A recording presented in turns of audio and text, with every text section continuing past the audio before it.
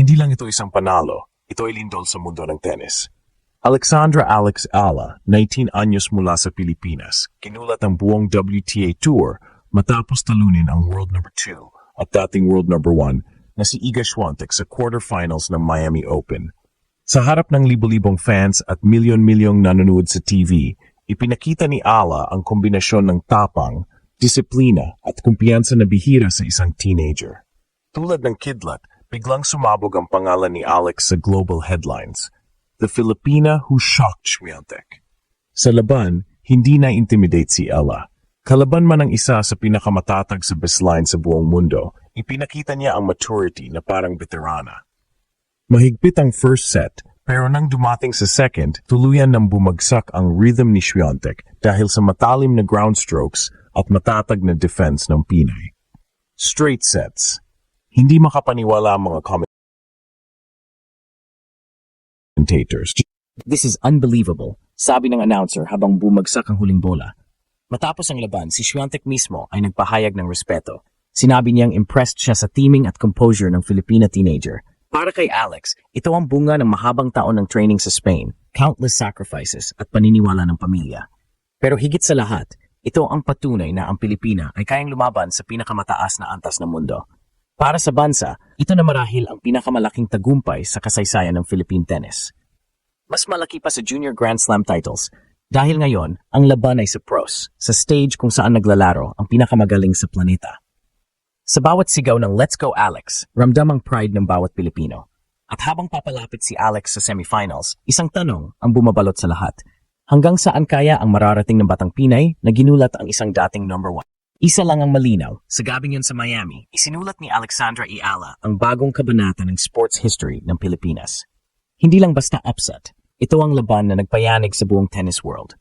Alexandra Alex Ala, ang 19 anyos na tennis prodigy ng Pilipinas, tuluyang ginulat ang buong WTA Tour matapos pabagsakin ng world number 2 at dating world number 1 na si Iga Swiatek sa quarterfinals ng Miami Open.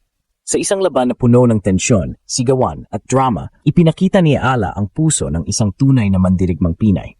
Mula sa unang serve hanggang sa match point, ramdam na ramdam ang determinasyon niya. Walang takot, walang panginginig, kahit nakaharap ang isa sa pinakamalakas at pinakakonsistent na manlalaro ng modern tennis era. Ang laban ay tumagal ng halos 2 oras, puno ng baseline exchanges at matinding rallies. Sa unang set, muntik nang maubos ang energy ni Alex, matapos makuha ni Swiatek ang unang 2 games, pero agad niyang binawi ito sa pamamagitan ng agresibong returns at matatalas na down-the-line win. Sa ikalawang set, tila nabasag ang ritmo ni Swiatek. Hindi na niya mabasa ang spin at angle ng mga tira ni Ala. Nang tuluyang makuha ni Alex ang match point, napasigaw siya ng vamos habang tumutunog ang buong arena sa palakpakan. Ang eksenang iyon ay agad naging viral. Trending sa X, Instagram at TikTok, Filipina teenager defeats world number 2. Sa loob ng ilang minuto, napuno ang social media ng suporta mula sa mga kilalang atleta hanggang sa mga kababayang nagmamalaki. Para sa maraming Pilipino, hindi lang ito panalo ni Alex, kundi panalo ng buong bansa. Ito ang patunay na kahit galing sa maliit na bansa sa tennis map, pwedeng makipagsabayan sa pinakamalalaki at pinakamatitibay. Sa post-match interview, kalmado pero emosyonal si Alexandra Ella. I just played my game. Iga is one of the best. But today, I believed in myself, sabi niya habang nangingiti. Makikita sa kanyang mga mata ang kombinasyon ng pagod, tuwa, at hindi makapaniwalang tagumpay. Sa kabilang panig, si Swiatek ay hindi rin nagkulang sa papuri. She played fearless tennis. I respect that, wika ng Polish star, isang simpleng linya pero mabigat ang kahulugan. Ang panalong ito ni Alex ay hindi lang basta score sa record. Ito ay simbolo ng isang generational shift, ang pag-usbong ng isang bagong mukha ng Asian tennis. Sa loob ng mahabang panahon, bihira lang ang mga Pilipinong umabot sa ganitong antas ng kompetisyon. Pero ngayong nasungkit ni Ala ang panalo laban sa isa sa pinakamalakas na babae sa mundo, pinuksan niya ang pinto para sa mga susunod na atleta. Mula sa training base niya sa Rafanel Academy sa Spain, matagal nang pinaghahandaan ni Ala ang ganitong pagkakaon. Taon ng sakripisyo, layo sa pamilya at walang humpay na ensayo ang naging puhunan niya. Sa bawat araw ng paghahanda, malinaw ang layunin, makalaban sa mga katulad ni Swiatek, Sabalenka at Gauff. At ngayon, ang panaginip na iyon ay nagkatoo. Hindi rin may kakaila na malaking tulong ang kanyang bagong level ng maturity sa laro. Mula sa pagiging aggressive baseline hitter, natutunan na niyang kontrolin ng tempo, magbasa ng galaw ng kalaban at pumili ng tamang sandali para umatake. Ang performance niya laban kay Swiatek ay parang blueprint ng modern Filipino tennis. Mabilis, matalino, at puno ng puso.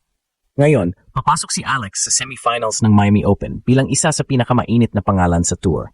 Ngunit kasabay ng tagumpay, darating din ang pressure. Lahat ng mata ay nasa kanya. Ang tanong ngayon, paano niya mapapanatili ang focus at fire na nagdala sa kanya rito? Isa lang ang malinaw, sa laban niyang ito, pinatunayan ni Alexandra Ala na hindi imposible ang imposible.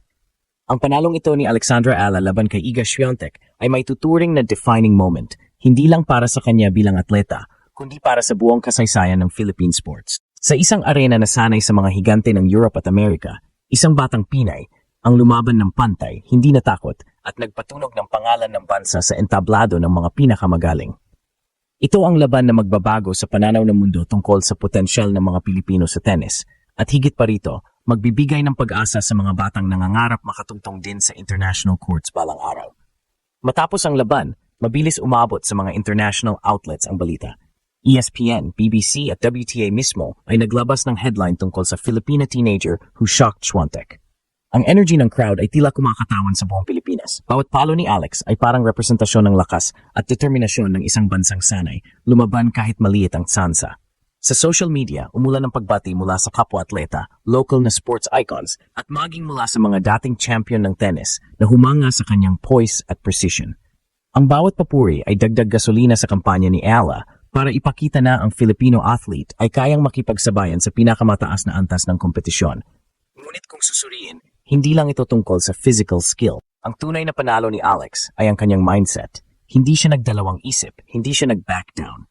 Sa kabila ng crowd na halos pabor lahat kay Swiatek, nanatiling kalmado at determinado ang Pinay. Pinag-aralan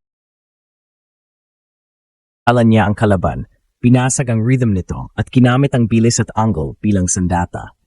Ang bawat punto ay maingat na in-engineer. Parang chess sa clay, isang tactical na digmaan na sa huli ay pinatunayan niyang kayang manalo ang disiplina laban sa reputasyon.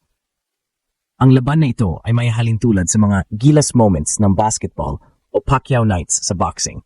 Mga sandaling tumitigil ang oras sa Pilipinas dahil may isang Pinoy na nagdadala ng bandila sa buong mundo. Ang tagumpay ni Alex ay hindi lang headline, isa itong emosyonal na karanasan para sa mga Pilipinong nanonood sa bawat tira at sigaw niya sa court. Sa bawat point na kanyang nakuha, maririnig mo ang kolektibong sigaw ng bansa. Kaya natin to. Ngayon, habang papasok siya sa semifinals, nagiging mas malalim ang usapan. Maaring ito na ang simula ng bagong era sa Philippine tennis. Ang suporta ng gobyerno, private sponsors at fans ay kailangang sumabay sa momentum. Dahil kung makakapagpatuloy si Alex sa ganitong performance, posible na siyang maging top 20 sa WTA rankings bago matapos ang taon. Isang bagay na noon ay parang pangarap lang. At sa dulo, ito ang diwa ng kuwento. Isang batang Pilipina, dala ang bandera ng bansa, tinalo ang isa sa pinakamagaling sa mundo. Hindi siya produkto ng swerte, kundi ng sakripisyo at paniniwala. Sa araw na yon, ginulat ni Alexandra Ala hindi lang si Iga Swiatek, kundi ang buong planeta.